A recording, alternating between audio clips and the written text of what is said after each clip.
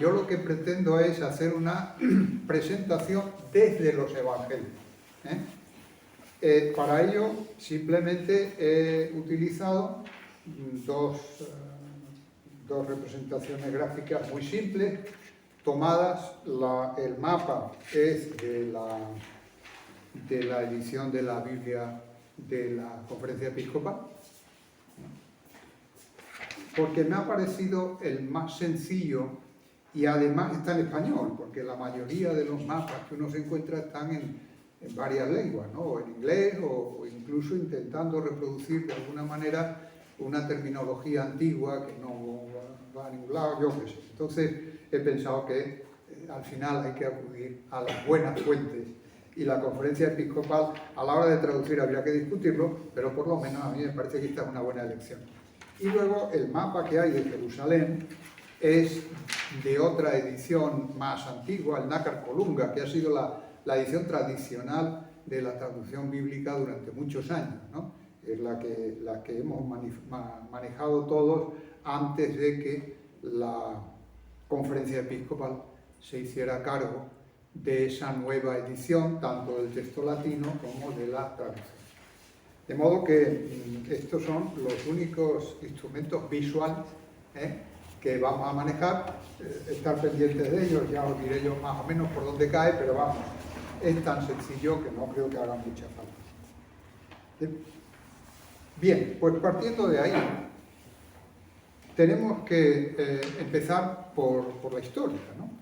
En tiempos de Cristo, Palestina era una colonia del Imperio Romano. Eso sí, hay que tenerlo muy claro.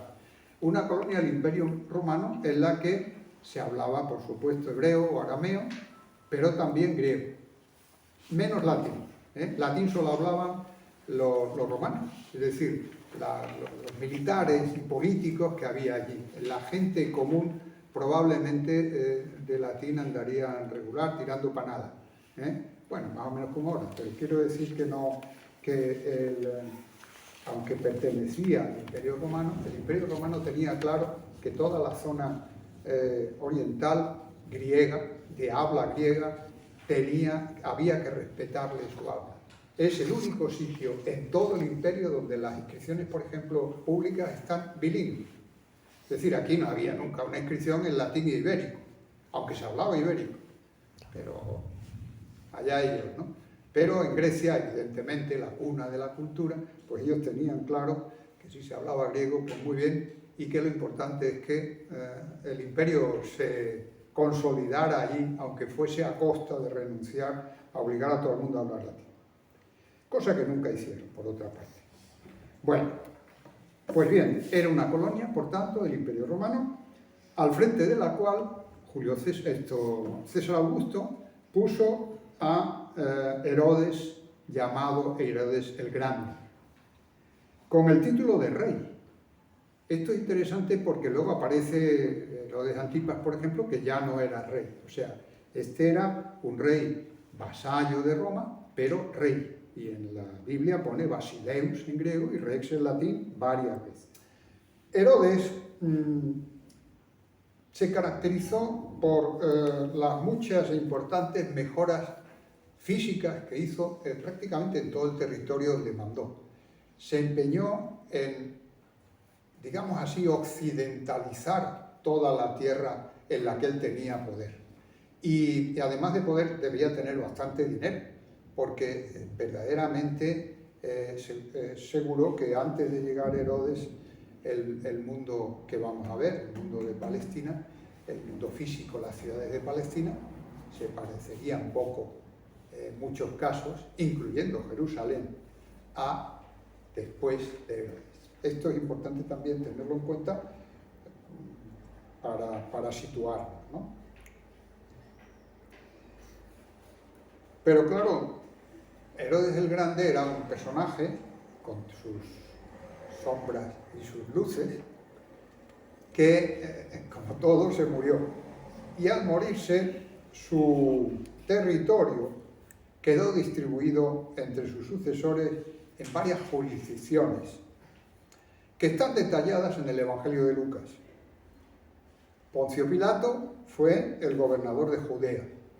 y tenía la sede desde el año 6 después de Cristo en Cesarea Marítima, que está en el mapa a la izquierda, marítima porque estaba a orilla del mar Mediterráneo, vamos. Ahí es donde tenía la sede Pilato habitualmente. Entonces, Pilato se desplazaba a Jerusalén cuando las fiestas y entonces se hospedaba en la Torre de Antonia, ¿no? Que ya la veremos dentro de un rato. Bien, por lo tanto, la capital estaba en Samaria, o Samaria.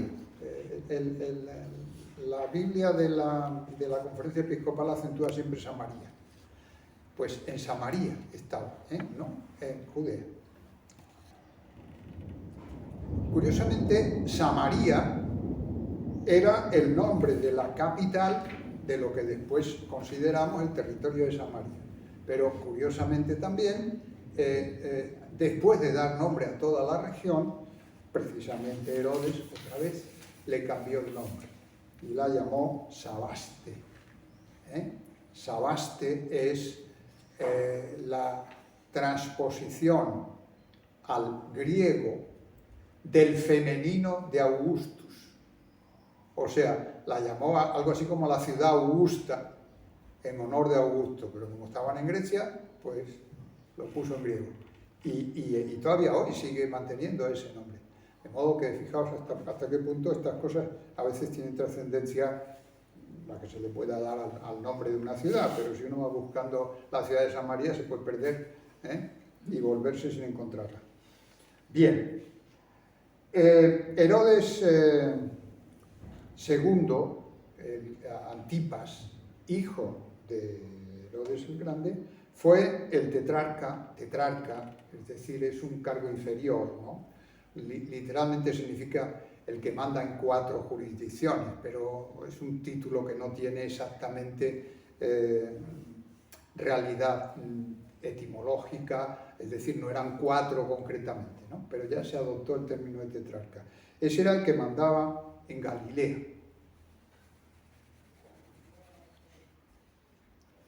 Y también en la Transjordania, es decir, en la zona al otro lado del Jordán. Luego, en la zona norte, que ya sobrepasa los límites de Palestina, sigo todavía el texto de Lucas, estaba el hermano de Filipo, el hermano de Herodes Antipas, que se llamaba Filipo, era el tetrarca de Iturea, está allí arriba del todo en el mapa, y la Traconítide, que está debajo, a la derecha, mientras que Lisanio, citado también, repito, por Lucas, es el tetrarca de Abilene, que está también justo en la esquina de la derecha, ¿no? En el nordeste.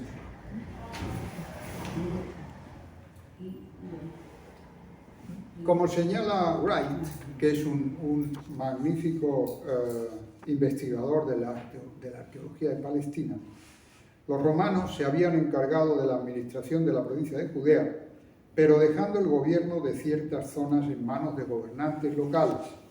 Esto significaba que las diferentes comarcas en que se desarrolló el ministerio de Jesús dependían de varios gobernantes. Sin embargo, una cosa que no dice aquí este señor, pero que está clara, los lindes no eran como ahora, que uno se encuentra en la provincia de Córdoba, a partir de aquí para allá.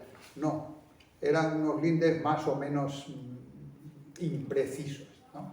O sea, sabíamos que Naín estaba todavía en Palestina, pero ¿dónde exactamente terminaba Palestina, salvo que hubiera un río o una montaña? No había estas cosas que tenemos ahora con claridad. Por eso en el mapa se adivinan algunas rayas y tal, pero son más o menos convencionales. No son lindes como fronteras, digamos, ni mucho menos. Por eso sigue diciendo Bryce. Sin embargo, parece que Jesús no tuvo inconveniente alguno en moverse con toda libertad, sin obstáculos ni pasaportes, y no solo en Galilea, donde se desarrolló la mayor parte de su ministerio, sino también en territorios de Filipo. Por ejemplo, estuvo en la ciudad de Cesarea de Filipo, al pie del Monte Hermón, que está ahí, sobre la fuente principal del río Jordán, está en la zona norte, lindante con la provincia de Siria.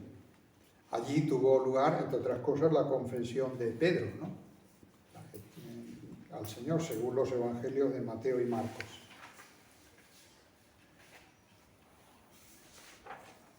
Cita después Wright la Decápolis, o sea, lo que llaman, se ve muy bien a la derecha del mapa, las 10 ciudades, que en realidad abarca 9, una de ellas no estaba ahí, pero término griego, las 10 ciudades al otro lado del Jordán, donde Jesús curó a un sordomudo, según el Evangelio de Marcos, y en las porciones palestinas de la provincia de Siria, es decir, también allí, a Tiro, Sidón, ya veremos cómo hasta ahí llegó Cristo, parece ser, hay quien lo discute, pero los evangelios hablan de que vino, además, luego lo veremos. Está, como veis, a la parte izquierda, al noroeste del territorio que tenemos en el mapa. De modo que está situada en Palestina, al oeste de Asia, entre el Jordán y el mar Mediterráneo. Al norte estaba la provincia de Siria, al este la Decápolis, al sur-sudeste el reino de los nabateos, que es el que tenéis abajo, y en tiempos de Jesús estaba dividida en 4 zonas, que son las que vamos a ver con más detenimiento. Empezaremos por la primera, cronológicamente, e incluso desde el punto de vista neotestamentario, la más, no se puede decir la más importante, porque importantes son todas, pero donde se desarrolló más la predicación de Jesús, ¿no?, desde el principio hasta que ya se fue definitivamente a Jerusalén, que fue la víspera de ser apresado. Galilea está, como es lógico, en la parte norte, como he dicho, en la parte norte. Allí fue concebido el Señor y vivió buena parte de su vida. Es la patria de todos los apóstoles.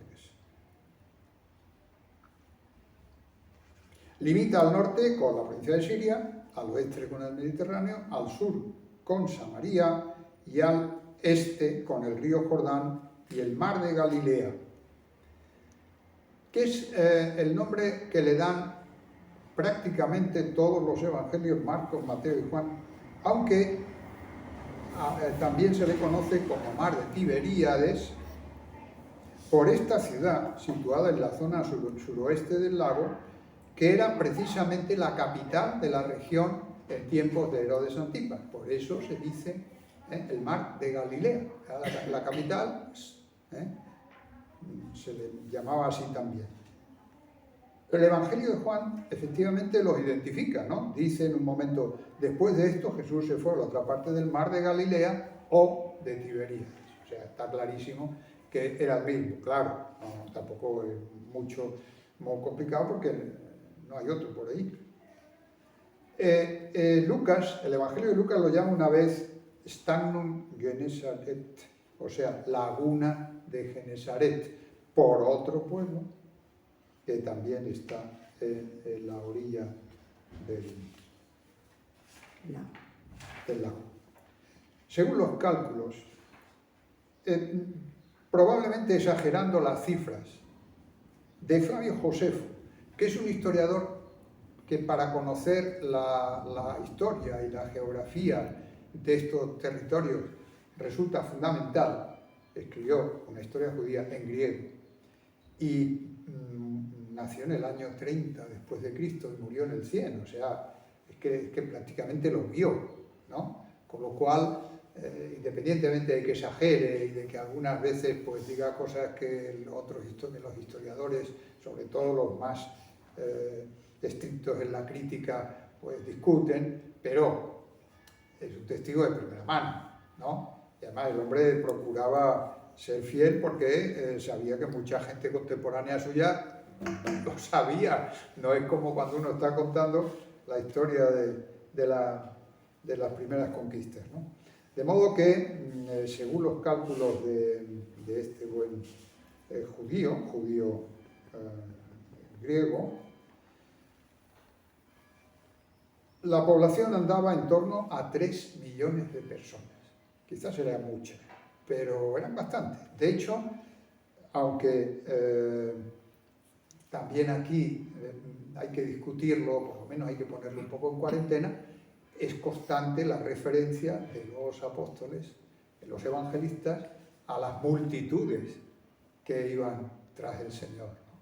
Entonces, hombre, no eran millones, pero evidentemente tampoco iba todo el mundo detrás, ¿no? Según donde estuviera, siempre los rodean multitudes. Por lo tanto, es lógico pensar que era una zona, por lo menos que era una zona muy poblada, independientemente ya de que pensemos en millones o en menos millones. Eso es importante, claro. Bien, en la parte sur está Nazaret. En la parte sur de Galilea está Nazaret.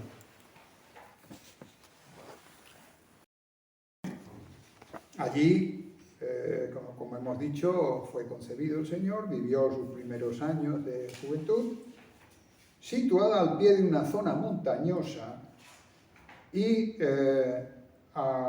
distante no más de 10 kilómetros del monte Tabor, lugar en el que, con bastante probabilidad, tuvo lugar la transfiguración del Señor ante Pedro, Santiago y Juan, referida por los sinópticos, aunque ninguno habla del monte Tabor, dicen un monte, pero por allí no había muchos más, ¿no?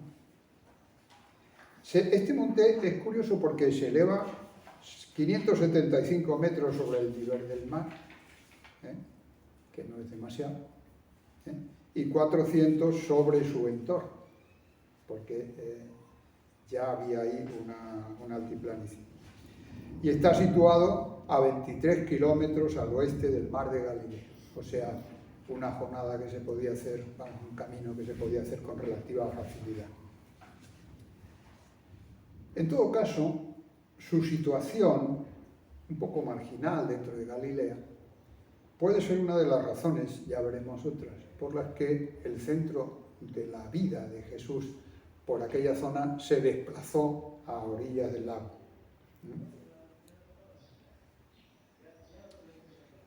Como cuenta, después tenemos que hablar cronológicamente de Caná de Galilea. Lo cuenta el Evangelio de Juan. Allí fue donde Jesús hizo su primer milagro, antes de empezar el ministerio público, ¿no? Cuando le dice a su madre, mujer, todavía no ha llegado mi hora. Está a 13 kilómetros de Nazaret, por lo tanto, pues es fácil que tuvieran relaciones y que los invitaran a toda la familia a una boda, porque en aquellos entornos era un paseíto, como quien dice, ¿no? Aunque, como digo, hay fuentes que todavía piensan que es una localidad que está a mitad camino, a 6 kilómetros. Precisamente porque no está claro dónde se sitúa, es por lo que imagino no lo han incluido en este mapa. Por cierto, de allí, según cuenta el Evangelio de Juan, era Natanael, el apóstol identificado habitualmente con Bartolomé. Por la parte oriental de Nazaret, se extendía la zona más llana del país, en torno al mar de Galilea. Allí estaban las ya mencionadas Tiberíades y Genesaret, que da nombre a una planicie fértil y rica, la cual, según Flavio Josefo, tenía como 5,5 kilómetros de largo y 3,5 de ancho. Y era rica en nogales, palmeras, higueras, olivos y vides. Esta llanura está alrededor de Cafarnaúm, ciudad a la que Mateo llama marítima, es decir, ribereña del mar de Galilea. Ahí es la que tiene más protagonismo, ¿no?, en los relatos neotestamentarios dentro del territorio de Galilea.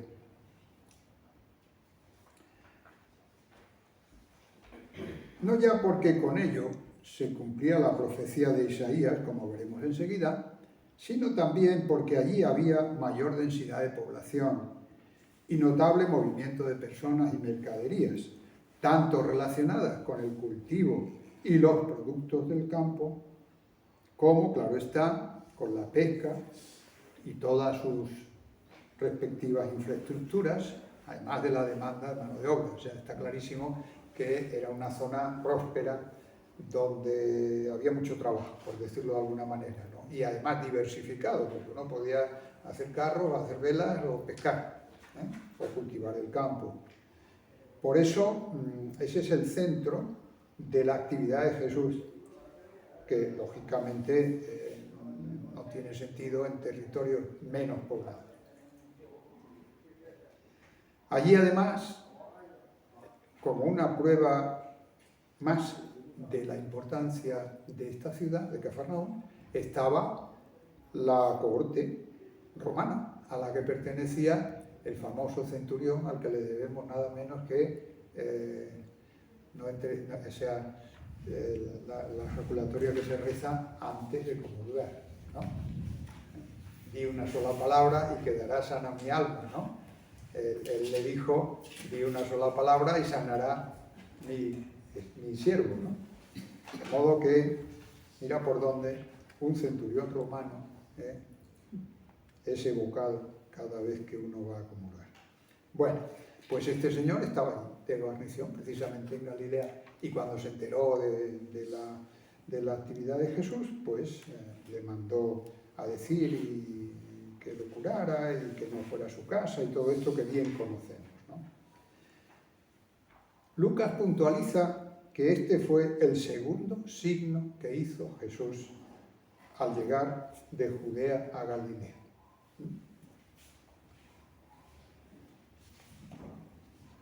En Cafarnaúm vivían, por lo menos, los apóstoles Pedro y Andrés.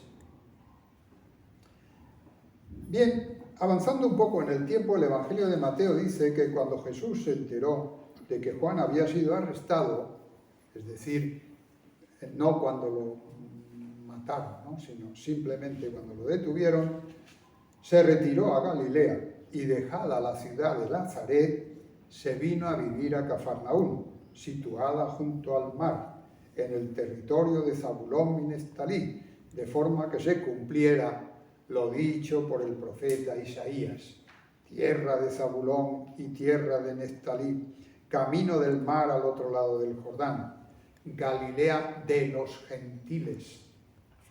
El pueblo que permanecía en tinieblas vio una luz grande. Por cierto, las traducciones del Evangelio son todas mías, no son de la Biblia de Jerusalén, ni de Nácar, ni de nadie, porque he procurado que sean más literales. A veces la literalidad quizás se pierda estilo, pero se entiende más profundamente lo que dice el texto. Bueno, pues ahí, por tanto, nada menos que tenemos encima una guarnición romana que evidentemente estaba allí por algo.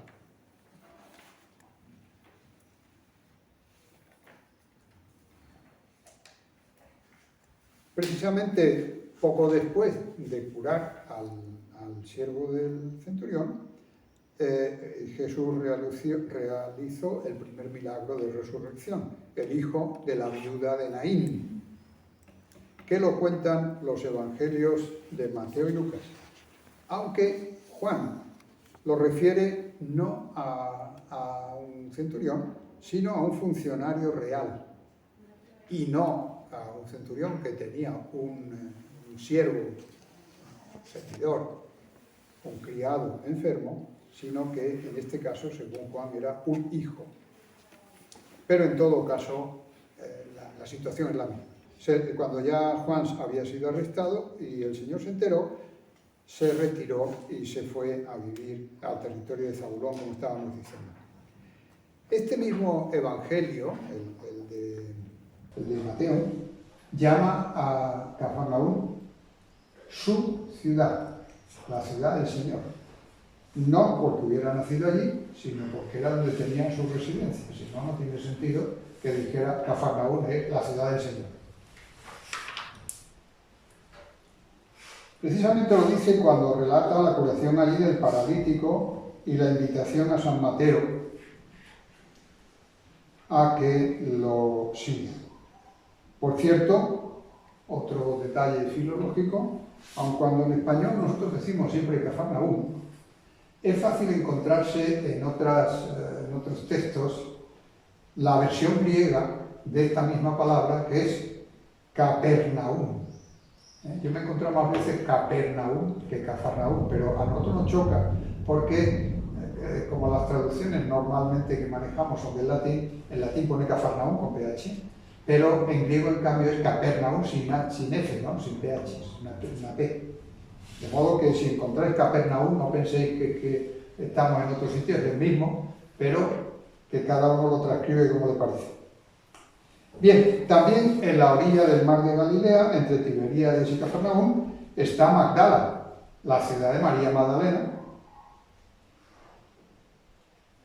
a cuya región no dice, el texto evangélico no dice a Magdala, sino a la región de Magdala, arribó Jesús cruzando el mar de Galilea después de la segunda multiplicación de los panes y los peces, según el Evangelio de Mateo.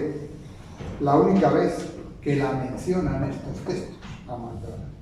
Aunque la mejor parte de la tradición manuscrita pone Magdán, que podría ser no el nombre de la ciudad, sino el de la región, porque el Evangelio de Marcos, que relata más o menos la misma situación, se refiere a la región de Dalmanuta, que podría ser otra ciudad cercana a Magdala, o una aldea cercana a Magdala. Entonces, pues, se puede conciliar que se llame Magadán por ser la región en la que estaban, o la zona en la que estaban los dos.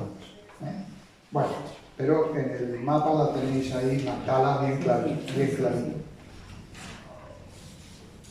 Bueno, curiosamente, las ruinas de Dalmanuta han sido encontradas no hace demasiado por unos arqueólogos del Reino Unido, que son los que más excavan por allí. Cuando se enteró de la muerte de Juan Bautista, es decir, ya no de la prisión, sino de la muerte, Jesús se retiró con sus discípulos a la zona de Betsaida, al otro lado del mar de Tiberíades. Allí tuvieron, está bien claro, ¿no? Arriba, a la derecha, allí tuvieron lugar las multiplicaciones, dos de los panes y los peces, la primera narrada por los 4 evangelistas, con algunas diferencias. Lucas, Mateo y Marcos hablan de un lugar desierto al que acudió la gente por tierra. Y los 2 primeros citan expresamente a la ciudad de Betsaida. El Evangelio de Juan añade en otro lugar que Felipe era también de Betsaida, la ciudad de Andrés y Pedro. O sea, Andrés y Pedro vivían en Cafarnaúm, pero eran de Betsaida. Está, como decimos, a la orilla nororiental del lago, cerca del monte donde tuvo lugar, como hemos dicho, la multiplicación de los panes y los peces. En Galilea se encuentra también la ciudad de Naín, muy cerca del monte Tabor y al sudeste de Nazaret, separada de ella por solo 8 kilómetros. Según leemos en el Evangelio de Lucas,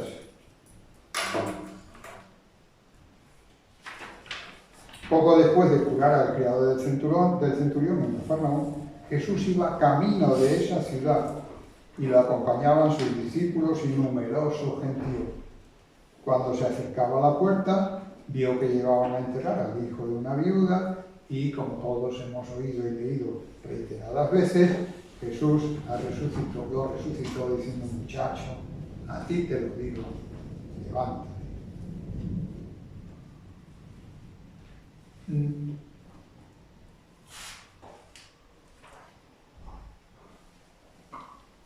Respecto a los momentos finales en su tierra, es decir, hemos dicho que allí tuvo lugar prácticamente el cuerpo fundamental de su predicación, sobre todo de cara a los discípulos, obviamente. pero también vuelve a Galilea una vez resucitado. Esto es una cosa que a veces uno no sitúa bien, ¿no? Porque Jesús, lo veremos luego, no ascendió a los cielos en Galilea, pero volvió a Galilea, y lo dicen los evangelistas, ¿no? O sea, el Evangelio de Mateo reproduce las palabras de Jesús a sus discípulos cuando les dice, antes de morir, ¿no? Cuando haya resucitado, iré por delante de vosotros a Galilea. Claro, que es la tendencia natural de ir a la patria de uno, ¿no? Y más en aquellos tiempos. En 28:10 y Marcos 16:7 leemos que el ángel, una vez muerto Jesús y enterrado, se dirigió a las mujeres cuando encontraron el sepulcro vacío y les dijo, daos prisa, decid a los discípulos que Jesús ha resucitado y os precede a Galilea, donde lo veréis. Cosa que el propio Jesús les confirma después, en ese mismo pasaje. De hecho, los sumarios de la traducción de la Sagrada Biblia de Nácar Colunga que he citado antes indica que la predicación de Jesús en Galilea abarca 18 capítulos en el Evangelio de Mateo, 10 en el de Marcos, 7 en el de Lucas, frente a 18, frente a 3. 3 capítulos se dedican solo a la predicación de Jesús en Jerusalén, del conjunto de la Biblia de estos 3 evangelistas, mientras que respectivamente 18, 10 y 7 se dedican a lo de Galilea. En Galilea es donde se forjó la formación fundamental de los que después estarían destinados a difundir el Evangelio. Entonces parece que los propios evangelistas hacen mucho hincapié en ese elemento formativo fundamental para que estos hombres, cuando ya Cristo no estaba para guiarlos, fueran capaces de llegar donde llegan. Bueno, el Evangelio de Juan es que no mezcla más, no los sitúa por zonas con tanta frecuencia. Bueno, haremos un breve repaso de la actividad en este territorio, ¿no? Porque, repito, es fundamental. Después de que Juan fue entregado, fijaos que volvemos al Evangelio de Marcos, vino Jesús a Galilea a predicar el Evangelio del reino de Dios. Más claro hago. Allí eligió a sus primeros discípulos, Simón, Andrés, Santiago, el Zebedeo y su hermano Juan I, y después Leví, etc. Después viene, antes de completar la elección de los 12, la curación de la suegra de Simón. Esto también es un hecho que se repite alguna vez, ¿no? Una vez que recluta, por decirlo en términos coloquiales, a un grupo de apóstoles, se va a su casa. Está con ellos para, evidentemente, intimar de alguna manera. Esto ocurre con Simón, donde precisamente cura a su suegra. Claro que cuando la gente se enteró de semejante cosa, como dice Marcos, al caer la tarde tras la puesta del sol, le llevaron todos los enfermos endemoniados, y toda la ciudad se había congregado a la puerta, y curó a muchos que estaban aquejados de diversos males, y expulsó a muchos demonios. O sea, ya empiezan los hechos. El Evangelio, esta parte se insiste mucho en las cosas que hizo, aparte de las que dijo, ¿no? Las parábolas y todo lo demás, pero incluso la multiplicación de los panes y los peces, las curaciones, las resurrecciones, se insiste mucho en eso. Después se fue al desierto un tiempo, ¿no? Y luego continuó, dice el Evangelio, predicando en las sinagogas de los pueblos y ciudades cercanas, y curando enfermos siempre, y expulsando demonios. Después reclutó a Leví el de Alfeo, que realmente es Mateo, y que además era publicano, o sea, enemigo público, no quiero hacer un juego de palabras, de los judíos, ¿no? Porque era el que recaudaba los impuestos en nombre del Imperio Romano. Bueno, claro, inmediatamente después estuvo en casa de Mateo con gran escándalo de quienes decían: este come con publicanos y pecadores. Hay varios episodios después, como la discusión sobre el ayuno o sobre aquello de las espigas, arrancar las espigas en sábado y otras curaciones. Y el Evangelio de Marcos constata que Jesús se retiró junto al mar con sus discípulos y lo siguió mucha gente de Galilea y de Judea, que subían, por tanto, ya atraídos por la fama de Jesús antes de que pusiera pie en la zona sur, al oír las cosas que hacía, dice el Evangelio. Vino a él una gran multitud de Jerusalén, de Idumea, del otro lado del Jordán y de los alrededores de Tiro y Sidón. O sea, si os fijáis, los extremos, Idumea abajo, el otro lado del Jordán a la derecha, el Tiro y Sidón justo al norte. Es decir, esto, el enumerar estos lugares que indica que la fama ya de la actividad de Jesús y a raíz de ella de la predicación de Jesús que viene detrás, se ha extendido por todo el territorio centrado en la vida de Jesús. Incluso, como estamos hablando de geografía, y ya que acabamos de mencionar Tiro y Sidón, hasta allí llegó Jesús. El Evangelio de Mateo relata que desde Genesaret, después de aquella significativa escena en la que caminó sobre las aguas, Jesús se dirigió al territorio de Tiro y Sidón. Dice, allí salió a su encuentro una mujer cananea. Cananea no quiere decir que era de Canaán. Cananeo significa el no judío. O sea, era un término genérico de la tierra de Canaán, no de Canaán, y por lo tanto una mujer pagana, para pedirle que sanara a su hija, presa de un demonio, y Jesús, después de la discusión que todos conocemos, sanó, movido por la fe de la mujer. El Evangelio de Marcos recoge este mismo episodio y concluye: saliendo nuevamente del territorio de Tiro, fijaos, volvió a través de Sidón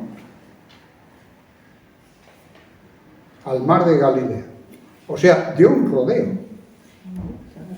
Y ese rodeo no parece que sea porque le apetecía, o porque el camino fuera más fácil, sino porque también por allí iba sembrando, digamos. No hay datos más, pero el hecho de que subiera a Sidón, incluso luego hablan otros de que dio un rodeo por la zona de la Traconítide, es porque también en los lindes de Palestina Jesús quiso llevar el testimonio.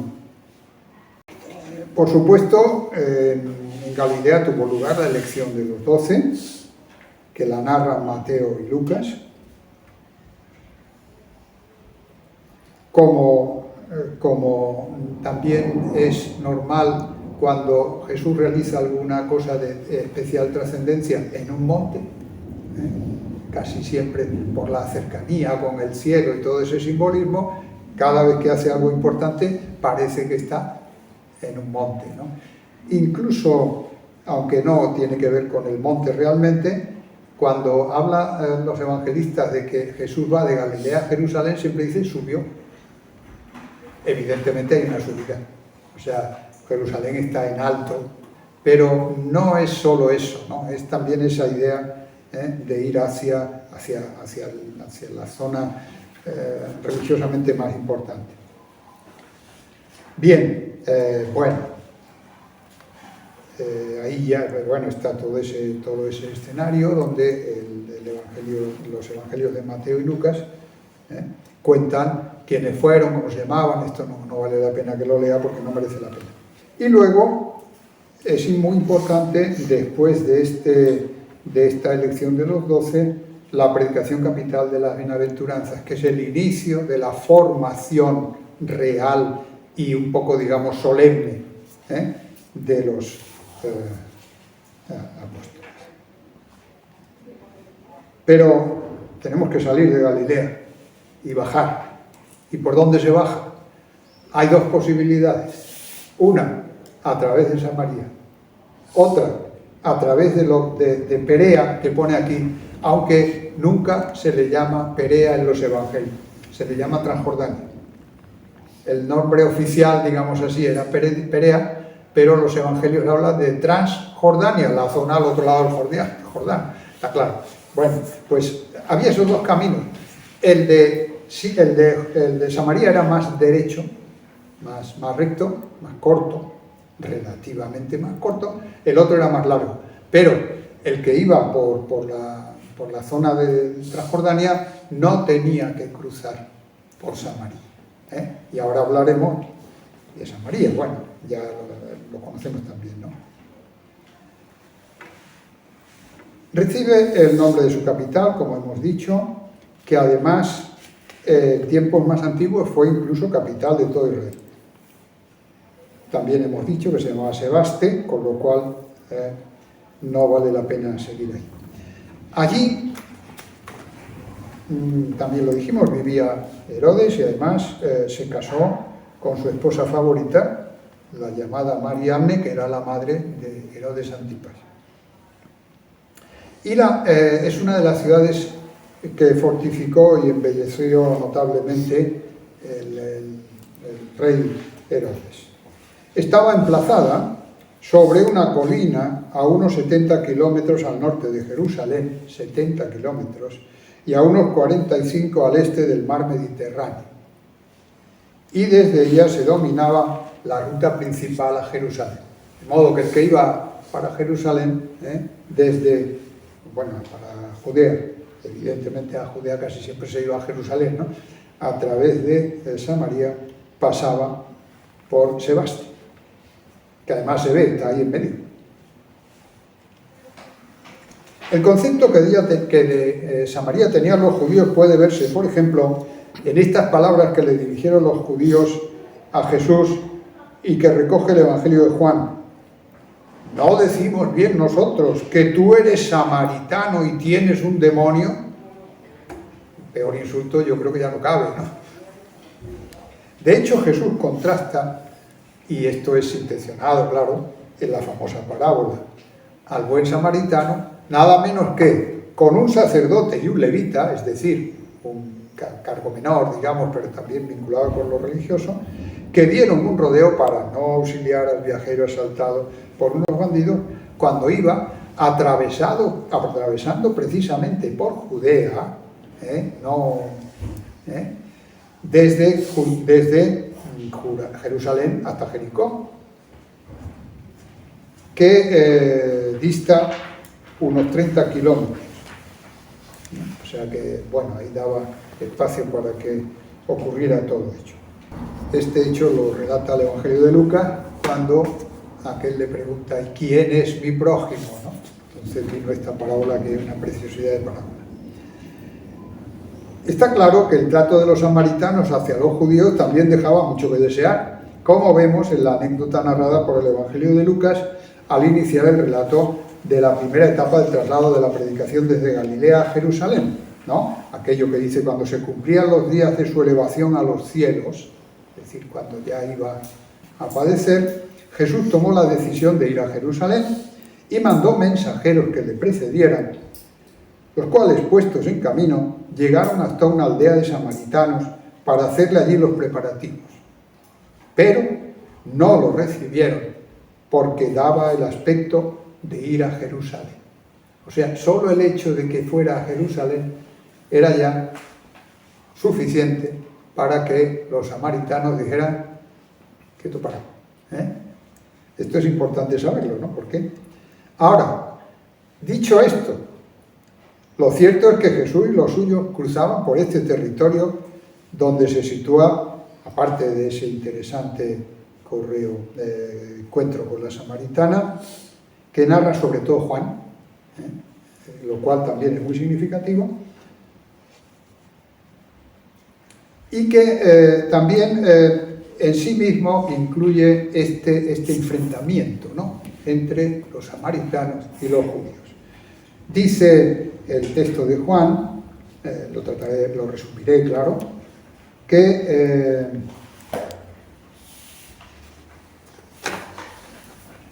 cuando volvían de Judea hacia Galilea, o sea, iban de vuelta, no de ida, como hemos dicho antes, se encontró en una ciudad que cita, Sicar, que hoy identifican casi todos con la actual Ascar, junto a la finca que dio Jacob a su hijo José, donde estaba el pozo de Jacob. Ahí encontró, ¿no?, a una mujer samaritana, ¿no? Cuando Jesús le pide agua, la reacción es acorde con esa desconfianza mutua. Le dice: ¿cómo tú, siendo judío, me pides a beber a mí, que soy una mujer samaritana? Yo creo que lo de mujer aquí es muy importante, porque si hubiera sido un hombre no hubiera dicho que soy un hombre samaritano, hubiera dicho soy un samaritano. O sea, encima de pedirle algo a un samaritano, encima a una mujer. O sea, está claro que el evangelio ahí, el evangelista ahí pone nota. Él no podía, digamos, según la propia mentalidad de aquella señora, bajar más como para pedirle agua a una mujer samaritana. Y el propio texto del evangelista está entre paréntesis y además dice: pues los judíos no se tratan con los samaritanos. O sea que, por si hay alguna duda, el evangelista ya lo dice, ¿no? Cuando la mujer llega a la conclusión de que Jesús es un profeta, porque le pregunta por su marido y le dice que se ha casado tantas veces y demás, le dice: nuestros padres dieron culto en este monte y vosotros decís que es Jerusalén donde se debe dar culto. Este monte es el Garizim, donde parece que hasta mucho tiempo después sigue el culto, o siguió el culto a Yahvé, ¿no? Y es que la aldea de Sicar está justo al pie del monte Ebal, pero en un valle muy estrecho desde el que se ve el Garizim. O sea, este monte pudo ser con el dedito, ¿no?, señalando el Garizim, que es un monte alto relativamente para aquellas tierras, 881 metros, en la parte central del país. Jesús le contesta aquello de: créeme, se acerca la hora en que no se adorará al Padre ni en este monte ni en Jerusalén. De modo que vamos a borrar bien. Nos vamos de Samaria y pasamos a la parte de la Transjordania, que está, como decíamos, al otro lado del Jordán.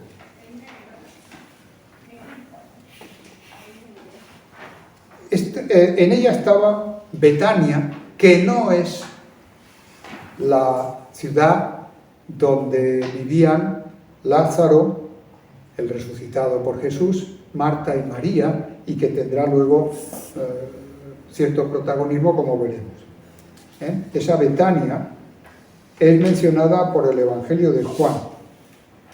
Literalmente dice: estos hechos ocurrieron en Betania, al otro lado del Jordán, donde Juan estaba bautizando. De modo que era el sitio donde Juan bautizaba. Por allí anduvo Jesús en varias ocasiones. El Evangelio de Mateo cuenta que fue a la región de Judea, al otro lado del Jordán, en donde lo siguió una gran multitud y él los curó allí.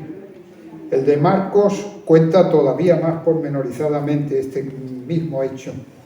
Y después de que los judíos intentaron lapidarlo, y antes de la resurrección de Lázaro, el Evangelio de Juan cuenta: y de nuevo marchó Jesús al otro lado del Jordán, donde antes estaba bautizando Juan, y se quedó allí. Bueno, va quedando al sur, y ya llegamos a Judea. Y para empezar, por donde hay que empezar, Belén. Belén es una aldea situada a 8 kilómetros de Jerusalén. Allí nació Jesús, pero por una circunstancia accidental desde el punto de vista estrictamente histórico. Todos lo sabemos, ¿no? De los 4 evangelios es el de Lucas el que ofrece más noticias acerca de este acontecimiento. Fijaos que el de Marcos no relata el nacimiento de Cristo, por lo tanto no menciona a Belén ni una vez. Y el de Juan, solo una. Cuando los escépticos le preguntan a Cristo, preguntan a la gente, ¿acaso Cristo viene de Galilea? ¿No dice la Escritura que Cristo vino del linaje de David y del pueblo de Belén, donde estaba David? De modo que la razón por la que Belén era la ciudad en la que nació Jesús es una razón no buscada por nadie ajeno a los romanos. Por lo tanto, aquí no hay eso de decir se fue a vivir a Cafarnaúm para que se cumpliera la Escritura. Oiga, se cumplió la Escritura porque, y aquí está clarísimo. Bueno, entonces, el texto del Evangelio de Lucas lo cuenta. Por aquellos días salió un edicto de César Augusto para que se empadronara todo el mundo. Evidentemente, esto no lo dice Lucas, la intención era controlar la población para poder regularizar los impuestos. Esa es la razón por la que Augusto intentó el censo del imperio, ¿no? Porque si no sabías, era más fácil. Y no hay que olvidar, nota marginal, que Augusto fue el inventor de la burocracia, pero de la buena burocracia. Gracias a esa burocracia, gracias a esa buena burocracia, el imperio funcionó siglos.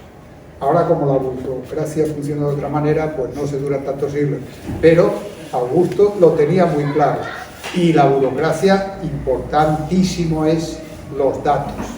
Por eso obligó a este enorme tinglado, que era que todo el mundo tenía que empadronarse.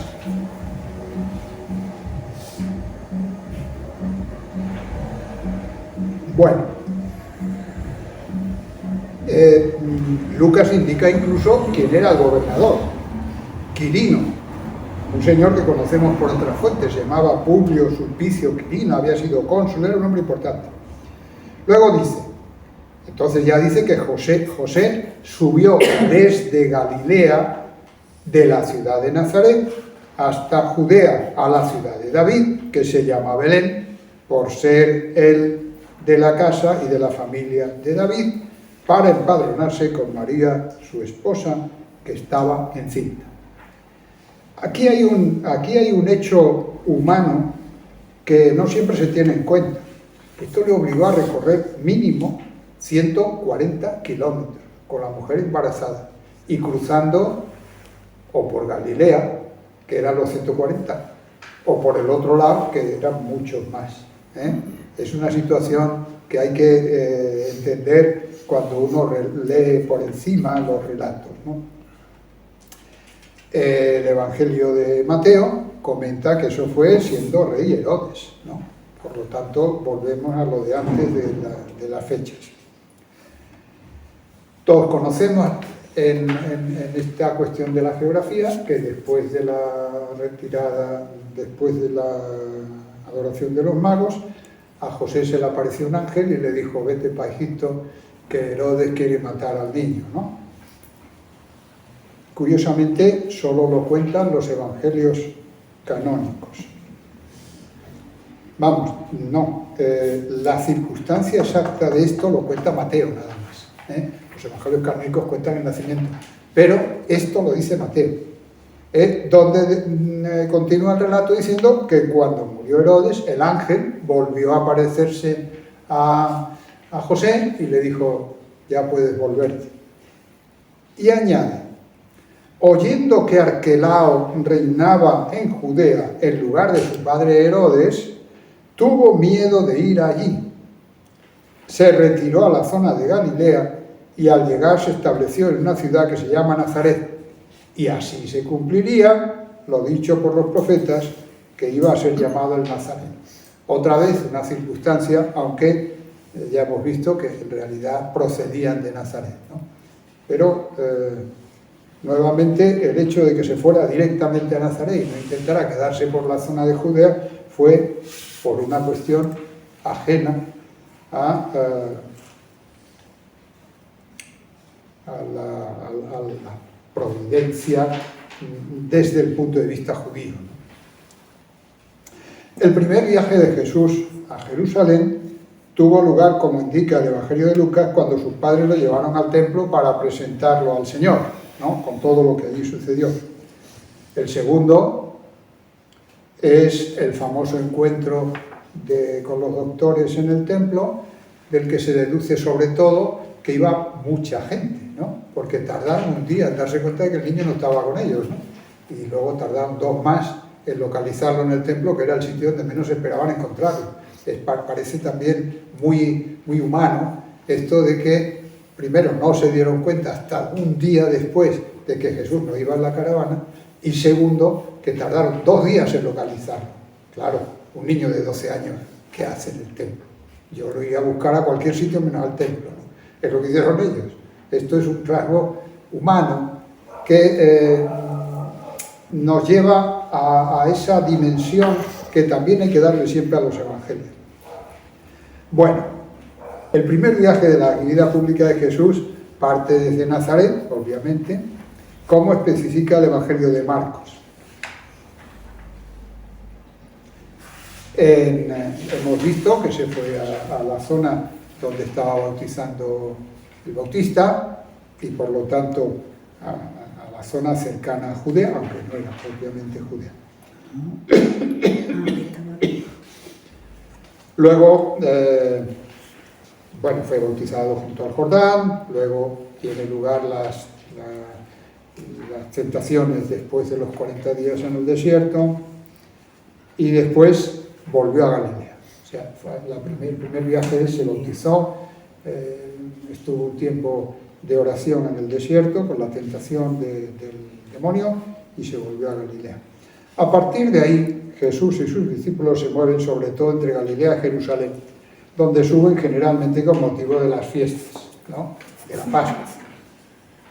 Hasta el momento decisivo que ya hemos visto que señala el Evangelio de Lucas, cuando se cumplieron los días de su elevación a los cielos.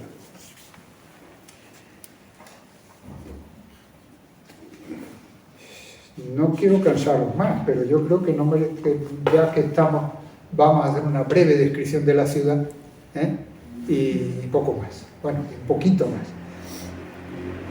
Está situado Jerusalén a algo más de 51 kilómetros del Mediterráneo y a 13 del Mar Muerto. Lo veis en el mapa muy bien. Tiene una altitud de algo más de 785 metros sobre el nivel del mar, de ahí lo de subir. Está rodeada de montes, entre los cuales, obviamente, el más importante para nosotros es el Monte de los Olivos, que alcanza los 812 metros, que son bastantes, pero en relación con Jerusalén son muy pocos, son realmente 27 metros, muy poquito. La subida al Monte de los Olivos, 27 metros no es nada, ¿no? Jerusalén no estaba en las rutas militares y comerciales importantes entre Egipto y Siria, aunque obviamente desde antiguo existían caminos que lo conectaban con Jericó, el río Jordán, Hebrón, Gaza, etc., porque era el lugar sagrado de todos los judíos, por lo tanto tenía que haber caminos practicables y además más o menos bien organizados. No sabemos cuándo, pero luego hubo un desarrollo notable de carreteras romanas, de vías romanas por todas estas zonas. Como vemos en el mapa, y nos pasamos ya a lo más importante, en el mapa. El templo ocupaba la parte noroccidental y junto a su lado noroeste estaba la fortaleza Antonia, residencia de Pilatos cuando se trasladaba a Jerusalén. Tal como estaba en tiempos de Jesús, era el resultado de una magna obra de reconstrucción emprendida, mira por dónde, bajo las órdenes de Herodes el Grande, que permitió abrirlo al culto de nuevo en el año 10 a.C., aunque no estaría terminado del todo hasta poco antes de su destrucción. También fue la maldición del templo de Jerusalén. Tenía dos grandes explanadas. Tenemos un pequeño mapa abajo con unos numericos. Es que no he podido hacerlo más grande, no me ha dado tiempo. La verdad es que esto lo he tenido que hacer un poco a mi caballo. Pero bueno, podemos ver por lo menos los lugares más importantes. En la parte izquierda, digamos así, en el centro, con el número 1, está el Sancta Sanctorum, donde entraba solo el sumo sacerdote y en ocasiones especiales. El altar de los holocaustos, que es el número 3.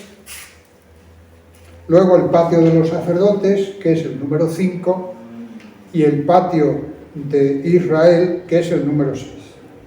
A través de una puerta se salía a un pequeño espacio,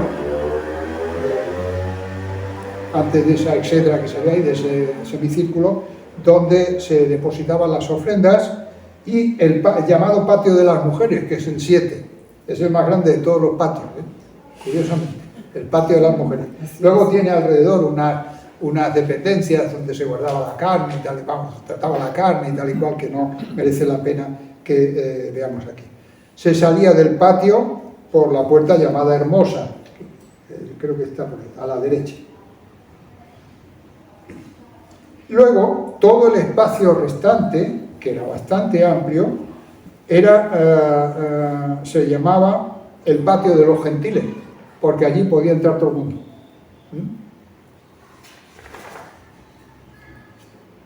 Bien, en la parte occidental de la ciudad, ya terminó en breve, se hallaba el Palacio de Herodes y fuera de las murallas, algo más al nordeste, la puerta de Damasco, por donde se salía al Gólgota, el lugar de la crucifixión. ¿A dónde se salía? Al Gólgota, el lugar de la crucifixión, está ahí la crucecita. En la parte inferior izquierda del plano, o sea, en la zona suroeste del recinto amurallado en tiempos de Jesús, que es el que está más oscuro, el que está con línea continua es el posterior, estaba el cenáculo. El cenáculo es la casa, se supone que bastante suntuosa, de algún seguidor o discípulo de Jesús, y allí, aparte de la cena, se reunieron los apóstoles en varias ocasiones. Por ejemplo, allí se apareció tras la resurrección y allí recibieron el Espíritu Santo. O sea, era un lugar espacioso donde se reunían, y además estaba bastante apartado, porque allí se reunían por miedo a los judíos, ¿no? O sea que es importante la ubicación. A través del Valle del Cedrón, en la parte la parte oriental de Jerusalén, es decir, a la derecha del mapa, se llega al Monte de los Olivos, que no dista mucho del muro de la ciudad. En su base occidental se encuentra el huerto de Getsemaní. Jesús frecuentaba aquel lugar. De hecho, el Evangelio de Lucas dice que se pasaba los días enseñando en el templo, pero por las noches salía y se quedaba en el monte que llaman de los Olivos. Esto yo no lo tenía muy asumido, pero está ahí en el Evangelio. Allí fue donde encargó a 2 de sus discípulos que fueran por el borriquillo para bajar a Jerusalén, y cuando se acercaba ya montado en el borriquillo, dice el evangelista por el monte de los olivos, las multitudes que iban delante gritaban aquello de Hosanna, al hijo de David, etc. Hay una discrepancia, por cierto, en este relato de los gritos de Hosanna.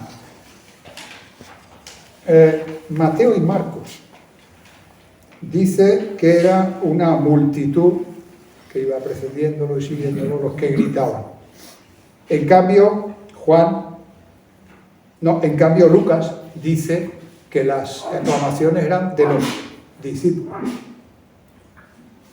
Bueno, tampoco todavía antes de entrar en la ciudad, o sea, todavía por el monte de los olivos. San Juan no da ubicación de este hecho, aunque por supuesto lo refiere.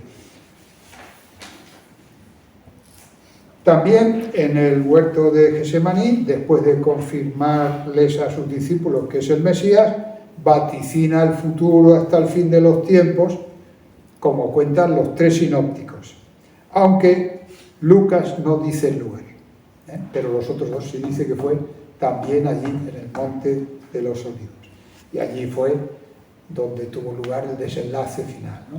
El desenlace final donde apareció el traidor, Judas, al frente de... Hay una variante que filológicamente tiene su interés, porque dice por ejemplo, el Evangelio de los sinópticos, ¿no? Dicen que lo apresó a Jesús una gran multitud con espadas y palos, enviados por los sumos sacerdotes, los escribas y los ancianos del pueblo. Eso es lo que dicen los sinópticos, ¿no? Pero